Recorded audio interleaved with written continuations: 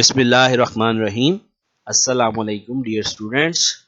SPSS statistical package for social sciences, आज इसका introductory lecture आपको मैं दे रहा हूँ। इस लेक्चर में आपको मैं बताऊंगा कि SPSS में कौन कौन सी डिफरेंट विंडोज और उनकी फाइल एक्सटेंशंस जो है वो यूज होती हैं, जिसमें data editor, syntax editor, output, table editor और चार्ट एडिटर वगैरह शामिल हैं। तो प्रैक्टिकली ये करके मैं आपको दिखाता हूँ SPSS को ओपन करके। तो उसमें इन विंडोज को हम कैसे देख सकते हैं और कौन सी विंडो कहाँ कहाँ मिलेगी, उसको हम जो है यहाँ पर देखते हैं। चलें जी, अब आपको प्रैक्टिकली मैं बताता हूँ कि SPSS जब आप फर्स्ट टाइम ओपन करते हो तो उसमें आपको क्या डिस्प्ले होता है और कौन कौन सी विंडोज जो हैं आपको देखने में मिलती हैं। तो देखते हैं हम, ये हमने SPSS जो है इसको ओपन कर रहे हैं। तो सबसे पहले जब आप SPSS को ओपन करोगे तो एक डायलॉग बॉक्स आपके सामने आएगा जो आपको कहेगा कि आप क्या करना चाहते हो। कोई डाटा टाइप करना चाहते हो या ट्यूटोरियल चाहते हो या कोई क्वेरीज वगैरह। तो अगर तो आपने अभी यहाँ पे कुछ फाइल जो है अपलोड नहीं करानी, तो आप यहाँ पे सिंपली एस्केप का बटन दबाएंगे तो ये डायलॉग बॉक्स जो है ये डिसअपीयर हो जाएगा। अब ज़रा गौर करते हैं कि हमारे पास सबसे पहले हमारे सामने जो विंडो आई है ये कौन सी विंडो है। ये कहलाता है डाटा एडिटर। डाटा एडिटर जो है इसके अंदर दो टैब्स आपको मिलते हैं। एक होता है वेरिएबल व्यू जो अभी आपके सामने आ रहा है, इसमें जो वेरिएबल है उसकी सारी जो तफसील और सारी प्रॉपर्टीज इसमें आती हैं। और दूसरा होता है डाटा व्यू, जो आप इस टैब पे क्लिक करेंगे तो यहाँ वो वेरिएबल जो है उनकी वैल्यूज और डाटा आपको नजर आना शुरू हो जाएगा। इस तरफ उसके जो है ना ये केसेस होते हैं और केस नंबर जो है ये बाय डिफॉल्ट यहाँ पर लगे होते हैं। ठीक है जी। तो एक वेरिएबल व्यू हो गया डाटा एडिटर में और एक डाटा व्यू हो गया। ठीक है जी। अब आप जैसे ही वेरिएबल में कोई वेरिएबल एंटर करते हैं, जैसे ये मैं वेरिएबल व्यू में जाकर यहाँ पे एक वेरिएबल एंटर कर लेता हूँ, वेरिएबल ए, तो साथ ही इसकी ये सारी प्रॉपर्टीज जो है ये एक्टिव हो जाती हैं। ये आगे चल के आपको बताएंगे कि इन प्रॉपर्टीज को हम किस तरह से देखते हैं, लेकिन जैसे ही आप वेरिएबल एंटर करते हैं तो ये सारी प्रॉपर्टीज इसकी जो है एक्टिव हो जाती है। और साथ ही साथ आपकी जो फाइल है, फाइल मेन्यू, उसके अंदर ये सेव की ऑप्शन भी जो है ये एक्टिवेट हो जाती है। और ये सेव की ऑप्शन ये यहाँ बाहर दूसरे नंबर पे आपको मिल रही होती है। ठीक है जी। तो अब अगर आप फाइल जो है इसमें डाटा पुट इन करते हैं, फिर आपने फाइल को सेव करना है, तो सेव करने के लिए आप ये सेव का बटन इसको भी प्रेस कर सकते हो। फाइल में से सेव सिलेक्ट करते हो फिर भी हो जाता है। और अगर आप सिंपली कंट्रोल एस जैसे आप MS वर्ड वगैरह में करते हो तो उससे भी सेव जो है आपके पास डायलॉग बॉक्स खुल जाता है। तो अब हम यहाँ ये सेव प्रेस करते हैं तो ये देखें ये हमारे पास सेव की ऑप्शन आ गई। यहाँ पर आप फाइल नेम लिखोगे और यहाँ पे एक याद रखें कि इसकी जो SPSS में जो डाटा फाइल है उसकी एक्सटेंशन क्या होती है, वो .sav होती है। तो आप जो भी फाइल यहाँ पे सेव करोगे उसकी एक्सटेंशन जो है sav जो है वो आ जाएगी। तो आप इसको कोई भी इसका जो नाम लेकर सेव कर दोगे तो एक्सटेंशन जो है ना ये ऑटोमेटिकली इसके साथ ऐड हो जाएगी। आपको यहाँ .sav लिखने की जरूरत नहीं है, वो ऑलरेडी यहाँ पे नीचे आ गया।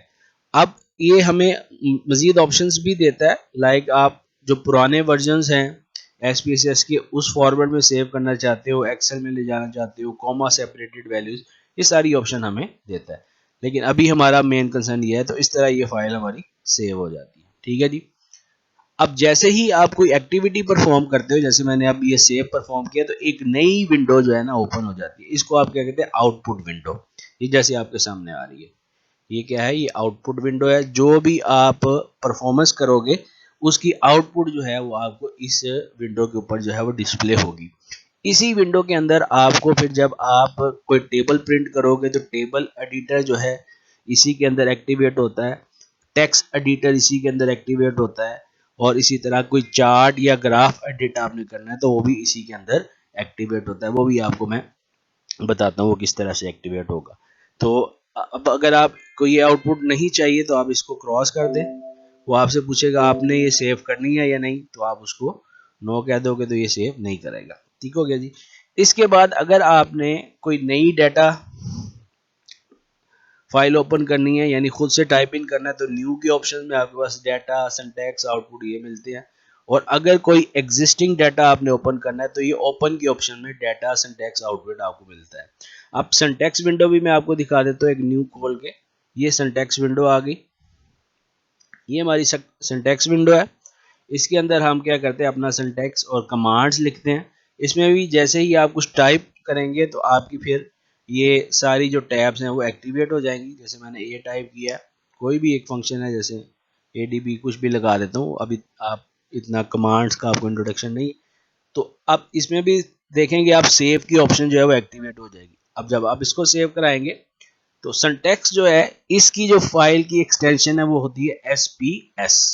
तो इसकी ये एक्सटेंशन को भी आपने याद रखना है और इसको आप सेव कर लेंगे और फिर लेटर ऑन यूज करने के लिए उसको आप यानी जहां आपने सेव किया वहां से उठाकर लेकर आ सकते हैं। ठीक है, तो इसकी फाइल एक्सटेंशन क्या हो जाती है, SPS। ठीक है जी, ये सिंटैक्स के लिए।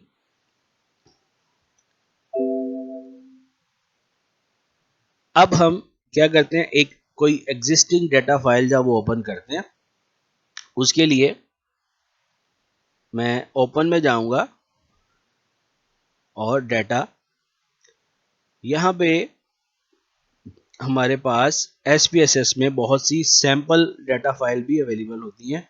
उसके लिए आपको सी ड्राइव में जाना पड़ेगा। सी ड्राइव में आप देखें आपको फोल्डर मिलेगा प्रोग्राम फाइल्स मल्टीप्लाई बाय 86। इसके अंदर IBM का फोल्डर होगा, SPSS का फोल्डर होगा, स्टैटिस्टिक्स का फोल्डर 20, और इसमें आपको मिलेगा सैंपल्स इंग्लिश। और ये आपके पास देखें डाटा फाइल्स जो है बहुत सारी आपके सामने आ गई जिनको आप ओपन कर सकते हैं। तो चले इसमें से मैं एक डाटा फाइल ले लेता हूँ कोई भी, लाइक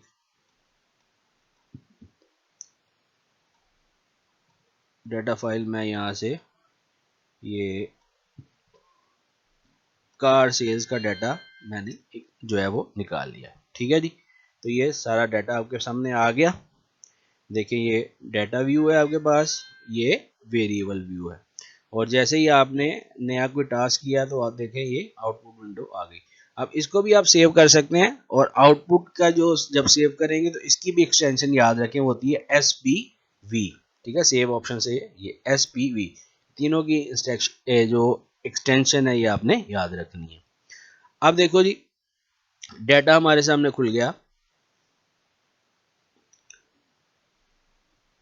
ये हमारा एक्टिव डाटा सेट है। अब मैं आपको बताता हूँ कि अगर आप कोई टेबल लेते हो और फिर उस टेबल का एडिटर कैसे आपको मिलता है। मसलन यहाँ पे मैं डिस्क्रिप्टिव बना लेता हूँ किसी एक वेरिएबल की, लाइक ये प्राइस वेरिएबल है, इसकी डिस्क्रिप्टिव बना दी, ये टेबल प्रिंट हो गया। ठीक है जी, अब जब आप इस टेबल को डबल क्लिक करोगे तो ये इस टेबल का जो है ना एडिटिंग शुरू हो जाएगी। ये आपके पास इधर ऑप्शन आना शुरू हो जाएंगे कि आप इसमें क्या करना चाहते हो। ठीक है, यानी डबल क्लिक करने के बाद टेबल के ऊपर तो उसकी एडिटिंग आपको जो है मिल जाती है, आप टेबल को एडिट कर सकते हो। ठीक है, ये नीचे आपके पास ये कलरिंग और ये सारी आ जाती है। इसी तरह जो आपकी ये तीनों विंडोज होती हैं, सिंटैक्स, आउटपुट और डाटा, इस सब के ऊपर ये टैब्स आपको मिल रही होती है एनालिसिस की। तो आप किसी से भी एनालिसिस रन कर सकते हो। जैसे मैं अब यहाँ से आ जाता हूँ, आउटपुट विंडो में रहते हुए भी जो है ना कमांड जो है एनालिसिस की वो हम ले सकते हैं। जैसे यहाँ पे अब मैं इसका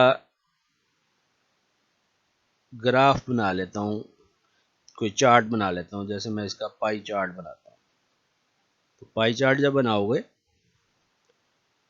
तो ये देखें जी ये प्रोसेस हो गया, आपके पास ये पाई चार्ट सामने आ गया। अब अगर आप इस पाई चार्ट को एडिट करना चाहते हो तो आप क्या करोगे, इसको जो है डबल क्लिक करोगे तो ये चार्ट एडिटर विंडो आपके सामने खुल जाएगी। अब इसके अंदर भी मुख्तलिफ ऑप्शंस होती हैं जिनको हम बाद में डिस्कस करेंगे। अभी यहाँ हमारा मकसद इन सारी विंडोज़ को डिस्कस करना था।